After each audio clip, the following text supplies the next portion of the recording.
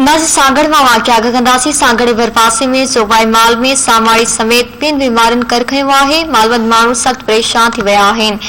करोड़े रुपयनि जी बचत रखंदड़ लाइव स्टॉक खातो सांगड़ मालवंतनि खे लाभ न ॾेई सघियो। सामाड़ी समेत 2 बीमारियुनि में चौपायो माल मरण लॻो आहे। कोट शेर खान चांडियो जे रवासियुनि मोहम्मद साले चांडियो, अली हसन चांडियो, आसिफ चांडियो ऐं 2 प्रेस क्लब अॻियां एहतजाज कंदे चयो त लाइव स्टॉक खाते में नाअहल ऑफिसरनि ऐं डॉक्टर्स जी लापरवाही सबब असांजा माल बीमारी विघे मरी रहिया आहिनि।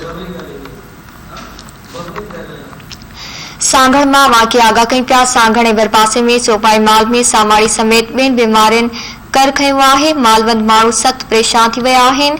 करोड़े रुपयनि जी बचत रखंदड़ लाइव स्टॉक खातो सांगड़ मालवंतनि खे लाभ न ॾेई सघियो। सामाड़ी समेत 2 बीमारियुनि में चौपायो माल मरण लॻो आहे। गोट शेर खान चांडियो जे रवासियुनि मोहम्मद साले चांडियो, अली हसन चांडियो, आसिफ चांडियो ऐं 2 प्रेस क्लब अॻियां एहतजाज कंदे चयो त लाइव स्टॉक खाते में नाअहल ऑफिसर ऐं डॉक्टर्स जी लापरवाही सबब असांजा माल बीमारी विघे मरी रहिया आहिनि।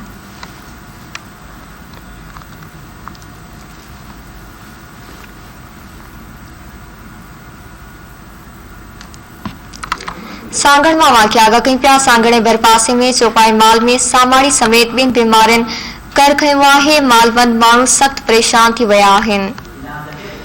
करोड़े रुपयनि जी बचत रखंदड़ लाइव स्टॉक खातो सांगड़ मालवंतनि खे लाभ न ॾेई सघियो। सामाड़ी समेत 2 बीमारियुनि में चौपायो माल मरण लॻो।